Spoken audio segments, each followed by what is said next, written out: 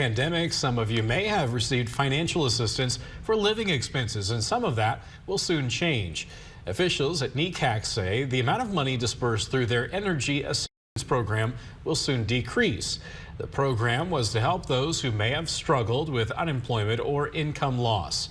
Now that more and more people are returning to work, NECAC officials are anticipating utility financial aid to lower, and that includes in Illinois and Iowa.